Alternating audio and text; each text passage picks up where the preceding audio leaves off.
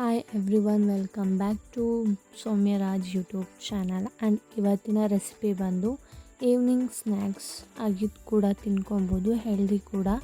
Banana chips ಯಾವ ರೀತಿ ಮಾಡೋದು ಅಂತ ನೋಡೋಣ ಬನ್ನಿ. ನಾನಿಲ್ಲಿ ಕಾಯಿ ಆಗಿರೋವಂಥ ಬನಾನಾ ತೊಗೊಂಡಿದ್ದೀನಿ. ನಾನು ತೊಗೊಂಡಿದ್ದೀನಲ್ಲ, ಇದಕ್ಕಿಂತ ಕಾಯಿ ಆಗಿದ್ರೂ ಪರವಾಗಿಲ್ಲ. ನಾನು ಇದರ ಹಿಂದೆ ಮುಂದೆ ತುಂಬ ಕೂಡ ತೆಗೆದ್ಬಿಟ್ಟು ಸಿಪ್ಪೆ ಬಿಡಿಸ್ಕೊತಾ ಇದ್ದೀನಿ. ನೀವು ಇದಕ್ಕಿಂತ ಕಾಯಿ ಆಗಿರೋ ಬನಾನಾ ಏನೋ ತೊಗೊಂಡ್ರೆ ಸ್ವಲ್ಪ ಕೈಗೆ ಎಣ್ಣೆ ಹಚ್ಕೊಳ್ಳಿ, ಇಲ್ಲಾಂದರೆ ಕೈ ಸ್ವಲ್ಪ ಅಂಟಾಗುತ್ತೆ. ಅಳ್ಸನೆಣ್ಣೆ ಸುಲ್ದಂಗೆ ಇದು ಒಂದು ಸ್ವಲ್ಪ ಅಂಗಡಿಯಲ್ಲಿ ತೊಗೊಂಡು ತಿನ್ನೋಕ್ಕಿಂತ ಇದು ಸ್ವಲ್ಪ ಹೆಲ್ದಿನೇ ಅನ್ಬೋದು.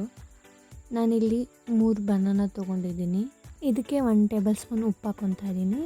ಒಂದು ಅರ್ಧ ಟೇಬಲ್ ಸ್ಪೂನ್ ಅರಿಶಿನದ ಪುಡಿ ಹಾಕ್ಕೊಂಡು ಸ್ವಲ್ಪ ನೀರು ಹಾಕ್ಕೊಂಡು ಮಿಕ್ಸ್ ಮಾಡ್ಕೊಬೇಕು. ಹಾಗೆ ನೋಡಿ, ಇಲ್ಲಿ ನಾನು ಮಾಡ್ಕೊತಾ ಇದ್ದೀನಲ್ಲ ಈ ಥರ.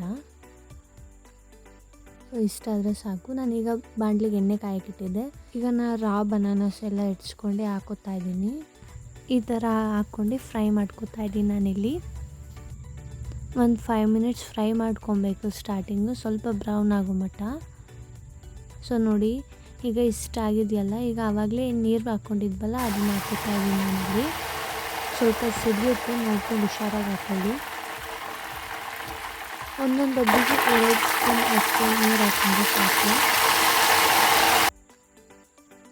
ಸೊ ಈ ಬಬಲ್ಸ್ ಎಲ್ಲ ಕಮ್ಮಿ ಆದಮೇಲೆ ಸ್ವಲ್ಪ ಫ್ರೈ ಮಾಡ್ಕೊಬೇಕು ಇನ್ನೊಂದು ಸ್ವಲ್ಪ.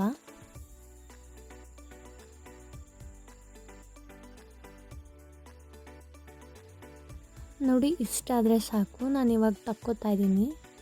ಎಣ್ಣೆ ಕ್ಲೀನಾಗಿ ಬಸ್ಕೊಂಡು ತಕ್ಕೊಬೇಕು.